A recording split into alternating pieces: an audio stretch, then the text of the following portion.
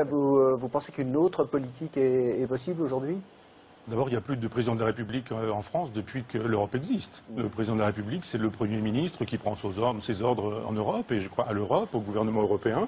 Et je pense qu'il n'a pas le choix, François Hollande, de faire cette politique-là plutôt qu'une autre. Il continuera, évidemment, et il est dans une logique qui est bien la sienne. Les gens font semblant de découvrir Hollande aujourd'hui. Mais il est comme ça depuis le début. Moi, d'une certaine manière, je lui donne un coup de chapeau. C'est le même depuis le début. Une constance. Il nous voit au Parti socialiste pendant 10 ans. Il nous a fait l'éloge de l'Europe, de l'euro. Il nous a dit rien à faire des peuples. Ils votent, mais s'ils sont du côté du mauvais vote, eh bien, on va faire de telle sorte que ça passe quand même. Il s'entend très bien avec Sarkozy sur ce terrain-là. Donc, je pense qu'il y a juste une espèce de psychodrame avec des personnages qui sont dans le carriérisme, dans l'affairisme politique. Mais ça va rien changer. Non, moi, je vous parie que ça continuera comme avant parce que la France n'a plus le choix de mener une politique, le souverainisme. Si on peut sortir de l'euro, par exemple. Oui, il faudrait. Ben voilà. Ah, il faudrait. Voilà une position. Oui. Ah, très bien. Moi, je défends ça. Je défends ça.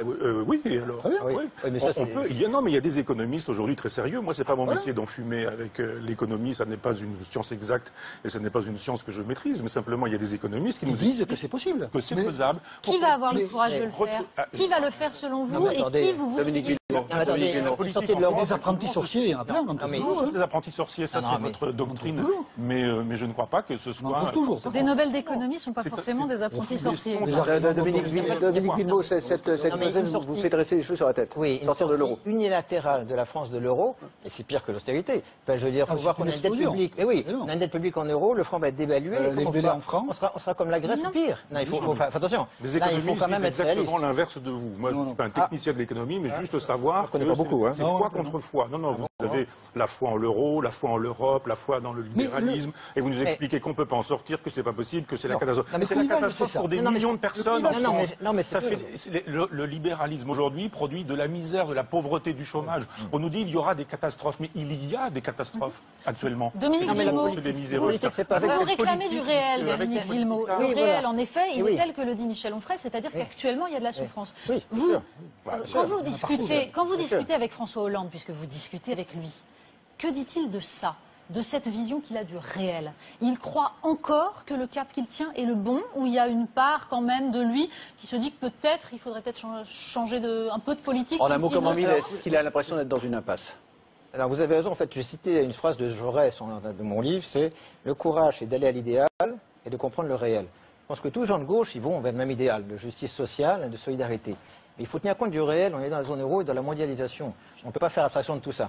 Et si vous voulez, la politique de François Hollande, c'est pour rétablir le pays. On ne peut pas distribuer... Mais le réel, c'est que cette politique ne marche pas. Ça, c'est le réel. Pourquoi vous dites ça? Attendez, les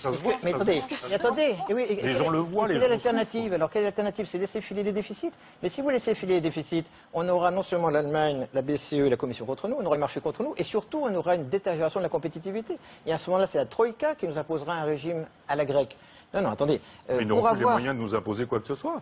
Si on recouvre la souveraineté, évidemment. Alors, vous êtes toujours dans la logique de la domination du libéralisme européen en nous disant on n'a pas le choix, parce que si on fait ça, ils vont nous menacer, ils vont nous frapper, ils ne vont pas être gentils avec nous. Mais si on recouvre nos moyens, que fait François Hollande? On recouvre une souveraineté, que fait François Hollande au niveau européen?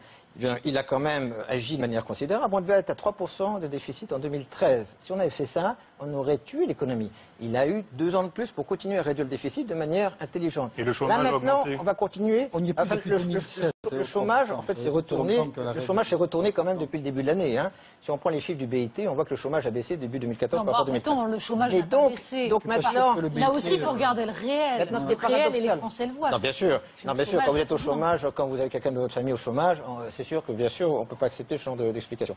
Mais c'est là où c'est paradoxal de la part d'Arnaud Montebourg. Il critique la BCE. Mais que fait Mario Draghi à la BCE? Il a fait baisser l'euro. On dit qu'il faut que l'euro baisse. L'euro, il a baissé depuis un an.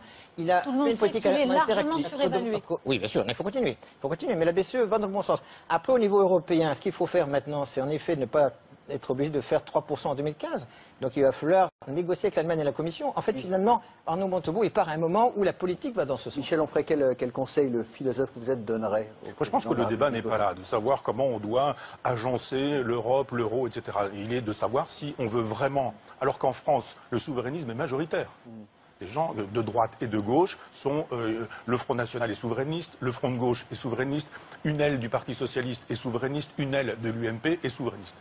Pourquoi est-ce qu'on n'est pas capable de considérer qu'il y a vraiment cette volonté populaire, indépendamment du jeu électoral qui fait que Marine Le Pen fait 25% et 0 député, des écologistes, pardon. Allez. Enterrons gaiement le. Non, mais c'est un débat. En fait, il ne s'agit pas de l'enterrer, il s'agit d'en faire une autre. Gaiement. Il s'agit d'en faire une autre. Vous avez l'impression, mais vous faites ça depuis des années, vous vendez une Europe en nous disant c'est ça ou rien. Mais moi, je crois à l'Europe en vous disant qu'on peut croire à l'Europe, mais pas forcément l'Europe. Michel Onfray, Dominique Villebaud, croyez-moi, le débat est loin d'être clos et on va avoir l'occasion d'en reparler dans les semaines qui viennent.